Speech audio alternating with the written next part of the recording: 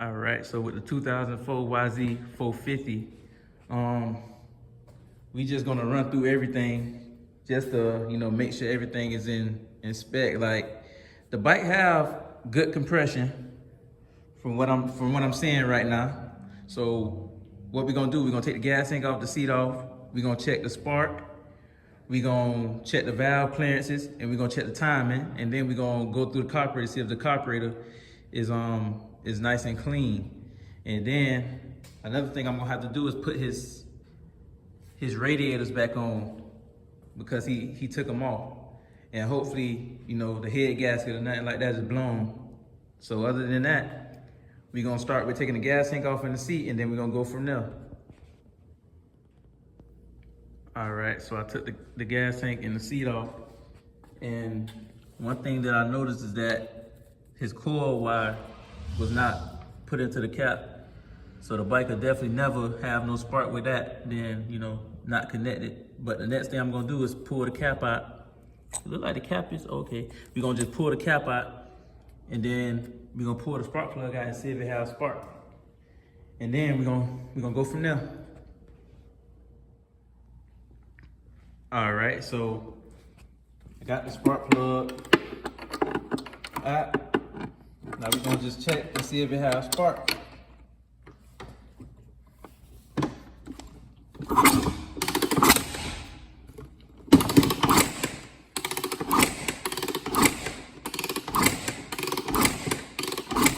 All right, so as you can see, the spark plug has perfect spark.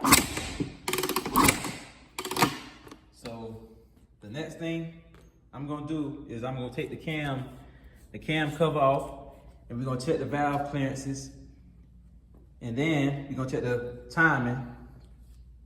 Then after we check that, we're gonna go from there. All right, so I got the cam cover off, and like I said before you check the valve clearances, you wanna make sure all the lines is lined up correctly. Start from the line on the stator to the lines on the cams. So this line is lined up good with the exhaust cam, and this one is not lined up good. So his timing was off also on his bike. As you can see, the timing marks is down there when it should be even. Just like the exhaust cam, it should be even, which is not. So his timing was off. But other than that, what we're gonna do is check the valve clearance just to make sure. That's the only problem. Okay, that one is tight. And with this one, they have three different slopes on the cam, on the exhaust. On the intake cam, 3 different slopes. So this one is too tight. And as you can see, that one is too tight. Now we're gonna check the exhaust clearances, exhaust valve clearances. Okay, that one is smooth. Okay, and that one is nice and smooth. So his intake valve clearances need to be adjusted. So we're gonna adjust his intake valves, and then we're gonna go from there. Okay, so I got the cam up, and I took out the cam bucket. So what I'm gonna do is I'm gonna change out these shams so it can give us more clearance, some more clearance. So I'm gonna go down in size on the shim, so we can have more clearance to slide the gauge through. So I'm gonna do this, and then we're gonna go from there. All right, so I got the valves sham. I adjusted the valves. So now we're gonna see if it slides through nice and smoothly. Okay, that one nice and smooth.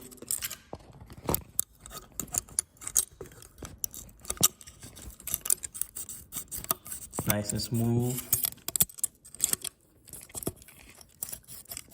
Okay, and that one nice and smooth.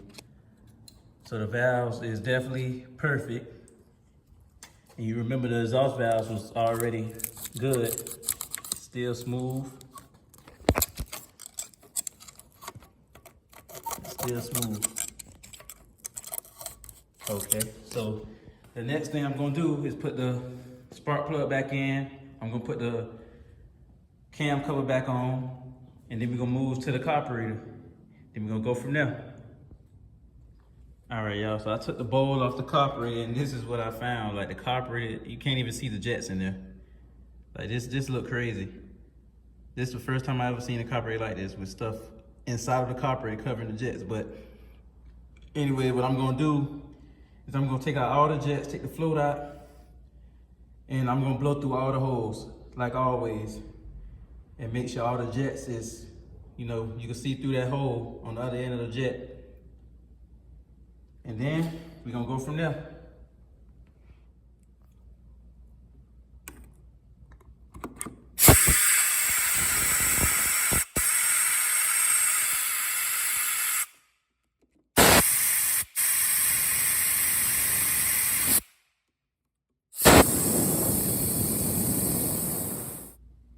All right, so I went ahead and put the carburetor back on since we got that cleaned up, and I did a couple more things, like put the radiators on.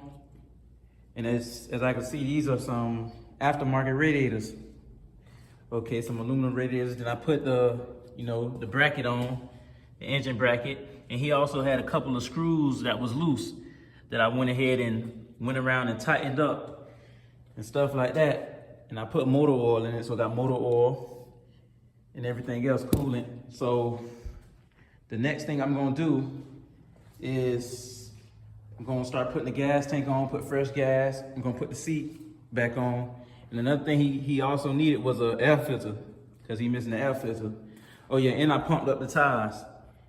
And these tires is dry rotted. So he might, need some new tires eventually. But other than that, we're gonna go from there.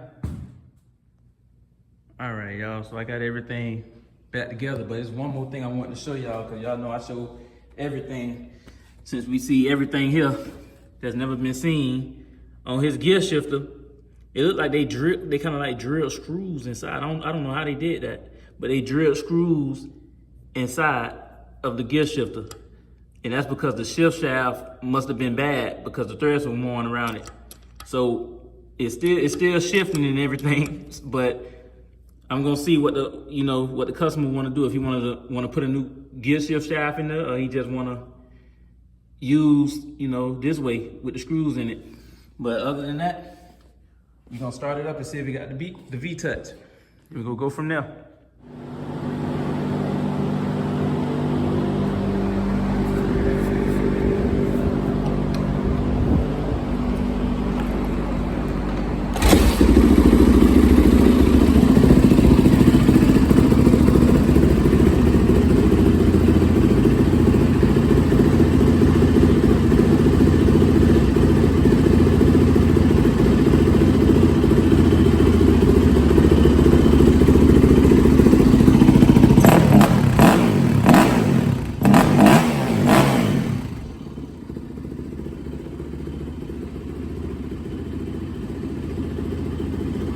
Definitely sound good.